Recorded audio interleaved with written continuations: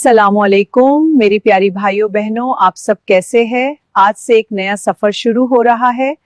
दूसरा अशरा, मगफिरत का अशरा। अब ये 10 दिन, डे 11 से डे 20, ये वो दिन हैं जब अल्लाह का दरवाजा माफी के लिए खुसूसी तौर पर खुला रहता है। रह भी तो बहनून आप घर में हैं, मगर आपका सजदा, आपकी दुआ, आपका रोना अल्लाह के सामने सब कुछ दर्ज हो रहा है। फरिश्ते आपके घर में हैं।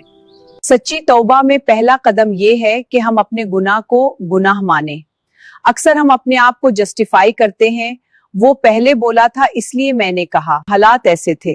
मगर अल्लाह के सामने कोई एक्सक्यूज नहीं चलता। सीधा कहो, या अल्लाह मैंने गलत किया, मैंने गुनाह किया, ऐ परवरदिगार मुझे माफ फरमा। दिल में शर्म होनी चाहिए। नबी सल्लल्लाहु अलैहि वसल्लम ने फरमाया, नदामत ही तौबा है।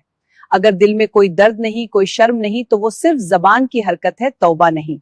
तौबा का मतलब सिर्फ माफी मांगना नहीं, पक्का इरादा करना कि ये गुनाह फिर नहीं करूंगी। ये इरादा सच्चा होना चाहिए, चाहे फिर कभी गलतियां हो भी जाइए, मगर नीयत सच्ची होनी चाहिए। बहनों, ये बहुत जरूरी बात है। अगर किसी इंसान का हक मारा है तो सिर्फ अल्लाह से माफी काफी नहीं, उस इंसान से भी माफी मांगनी होगी या उसका हक लौटाना होगा। किसी की गीबत की, उससे माफी मांगो। किसी का दिल दुखाया, उससे माफी मांगो। घर में किसी के साथ जुल्म किया, घर में ही माफी मांगो। रमजान का ये अशरा इस माफी का भी अशरा है। सिर्फ अल्लाह से नहीं, अपने रिश्तों से भी। कुछ गुनाह ऐसे हैं जो हम गुनाह समझते ही नहीं।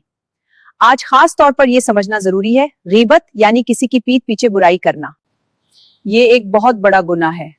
कुरान में अल्लाह ने इसे अपने मरे हुए भाई का गोश्त खाने से कंपेयर किया। सूरह हुजुरात आयत 12। हम रोजा रखते हैं, तरावे भी पढ़ लेती है, मगर 5 वक्त की नमाज, फजर, जोहर, असर, रोजा कबूल होने की एक शराइत नमाज भी है।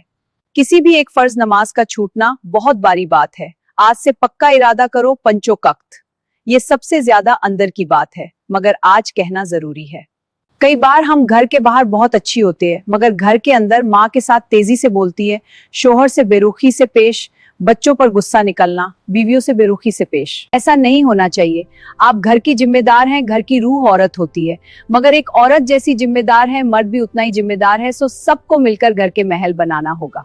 रोज रात सोने से पहले अपनी माँ से एक बार बात करो, बच्चों से बात करो, एक मजलिस बनाओ, चाहे सिर्फ 10 मिनट की क्यों ना हो। घर के सब लोग मिलकर बातें करें ताकि रिश्ता आसान हो। जब घर में मगफिरत का माहौल होगा, अल्लाह के फरिश्ते उस घर को अपनी रहमत से ढाक लेते हैं। सो सब मिलकर दुआएं पर हो, अल्लाह से माफी मांगो।